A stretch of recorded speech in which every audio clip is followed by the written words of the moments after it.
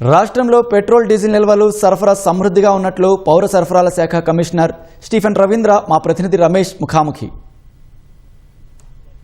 రాష్ట్ర వ్యాప్తంగా కొన్ని రోజుల నుంచి కూడా పెట్రోల్ బంకుల వద్ద వాహనదారులు భారీగా క్యూ కొనుక్కుంటున్నారు. అసలు ఈ పెట్రోల్ కొరత వల్ల జరుగుతుందా లేదా కేవలం ఒక ప్రచారం మాత్రం వల్ల ఈ విధంగా బారులు తీరుతున్నారు? మనతో మాట్లాడడానికి civil supply commissioner Stephen Ravinder ఉన్నారు. వారిని మరి తెలుసుకుందాం. సార్, ఇప్పుడు 2 రోజుల నుంచి కూడా చూస్తున్నాము నగరంలో కానీ రాష్ట్ర వ్యాప్తంగా కూడా కొన్ని బంకుల్లో నో స్టాక్ బోర్డు ఉండడం, తర్వాత బంకుల వద్ద భారీగా వాహనదారులు క్యూ కడుతున్నారు. అసలు ఎందుకు సార్ ఈ పరిస్థితి ఎందుకు వచ్చింది?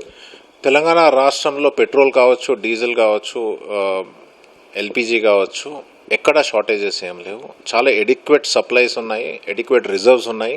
ఎప్పటికప్పుడు మనము ఎక్కడైనా తగ్గినా కానీ అది రిప్లెనిష్ చేస్తూ ఉన్నాము. నిన్న చూస్తే మనం సప్లైస్ కన్నా ఆల్మోస్ట్ 2.5 టైమ్స్ డిమాండ్ కన్నా మనము సప్లైస్ చేయడం జరిగింది. అంటే నార్మల్ యావరేజ్ డైలీ రిక్వైర్మెంట్ ఒక 13,000 KL ఉంటే 30,000 KL వరకు ఓఎంసీస్ సప్లై చేశారు.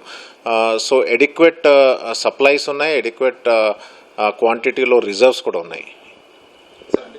కొన్ని రోజుల నుంచి కూడా అంటే బంకులకు సంబంధించి కూడా సరఫరా వీళ్ళు కేవలం బంకు వాళ్ళు డబ్బులు కట్టలేక సరఫరా ఆపేశారా లేదా ఇతర కారణాలు ఏదైనా ఉండవచ్చు?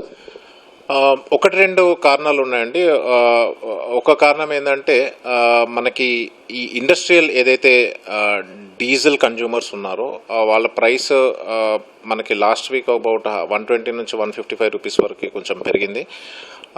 బట్ రీటైల్ డీజిల్ ఎవరైతే కన్జ్యూమర్స్ ఉన్నారో వాళ్ళకి 95 రూపీస్లోనే వీళ్ళు సప్లై చేస్తూ ఉన్నారు ప్రైస్.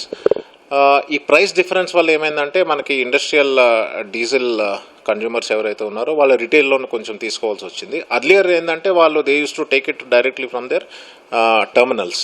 సో అక్కడ అవి వీళ్ళు తీసుకోవడం వల్ల కొంచెం అక్కడక్కడే మనకి ఇష్యూస్ వచ్చినాయి. అండ్ సెకండ్ థింగ్ ఏంటంటే మనకి ఎలక్షన్స్ తర్వాత సడన్గా ఈ ప్రైసెస్ పెరుగుతుందని అట్లా కూడా ప్రజలు కొంచెం అపోహలో ఉండి ఈ ప్యానిక్ బయింగ్ ఇట్లా చేస్తూ ఉన్నారు.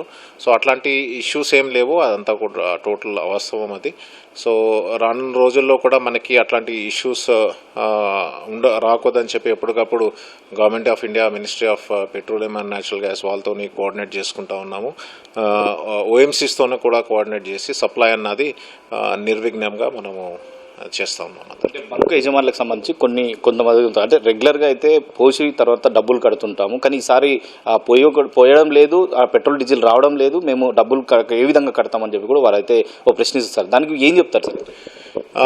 ముందు చూస్తే మనకి ఈ ఇష్యూ ఉండేది లాస్ట్ టైం మనకి ఆ ఛాలెంజెస్ వచ్చినప్పుడు. బట్ ఇప్పుడు చూస్తే అది రిజాల్వ్ అయింది. ఆ క్రెడిట్ ఏదైతే ఉన్నదో వీలున్నంత వరకు మ్యాక్సిమం అందరికీ అది ఎక్స్టెండ్ చేయాలని మేము కూడా ఇన్స్ట్రక్షన్స్ పాస్ ఆన్ చేసాము ఓఎంసీస్కి. సో అది కూడా ఇబ్బంది ఏం లేదు.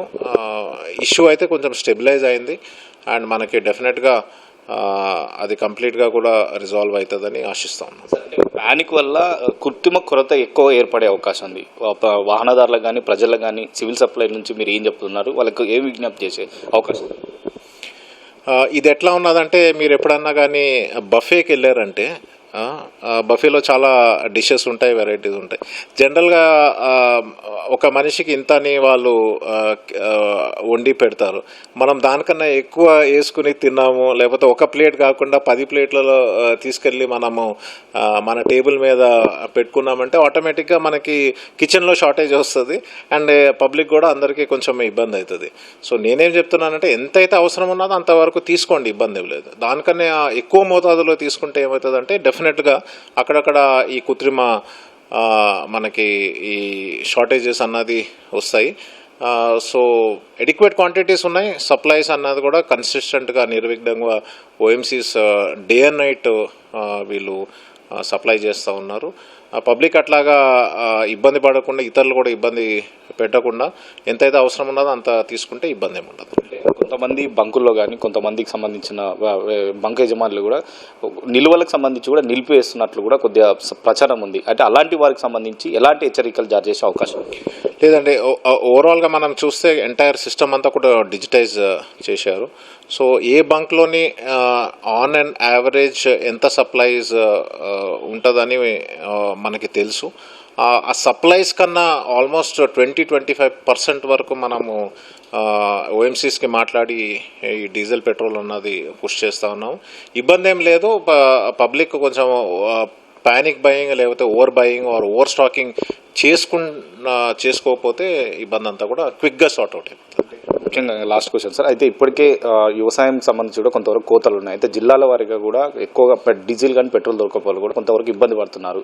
అలాంటి వారికి సివిల్ సప్లై కానీ తర్వాత అక్కడ ఉన్న అధికారులు కానీ ఏం చెప్తున్నారు? ప్యాడీ ప్రొక్యూర్మెంట్ ఏదైతే మేస్ ప్రొక్యూర్మెంట్ ఉన్నదో దీనికి ఎట్లాంటి ఇబ్బంది ఏం లేదు. మనకి ప్యాడీ ప్రొక్యూర్మెంట్ చేసి మిల్స్కి ట్రాన్స్పోర్ట్ చేసే వెహికల్స్ ఆర్ హార్వెస్టర్స్కి డీజిల్ షార్టేజెస్ లేదు, ఎడిక్వేట్ సప్లైస్ ఉన్నాయి. మీరు చూస్తే అక్కడక్కడ బార్డర్ ఏరియాస్లో మనకి ఇష్యూ వచ్చింది, కానీ మెజారిటీ ఆఫ్ తెలంగాణ రూరల్ ఏరియాలో అసలు there is no shortages of any petrol and diesel. కాన్స్టెంట్గా మనము ఇక్కడ ఓఎంసీస్తో కోఆర్డినేట్ చేసి ఎప్పటికప్పుడు రిప్లెనిష్ చేస్తూ ఉన్నామండి. ఇది మొత్తం మీద రాష్ట్ర వ్యాప్తంగా కూడా ఎక్కడ కూడా డీజిల్ కానీ పెట్రోల్ కొరత లేదు. కేవలం ఒక అపోహతో మాత్రమే ఇదంతా కృత్రిమంగా కొరత ఏర్పడేందుకు కూడా కొన్ని ప్రచారం జరుగుతుంది. కాబట్టి ఎవరు కూడా అపోహలు నమ్మకుండా కేవలం ఎంత అవసరం ఉందో అంత మాత్రమే కొట్టించుకోవాలని చెప్పి కూడా civil supply commissioner Stephen Ravindra గారు చెప్తున్న పరిస్థితి. వీడియో జర్నలిస్ట్ ప్రేమ్తో రమేష్, ఈటీవీ, హైదరాబాద్.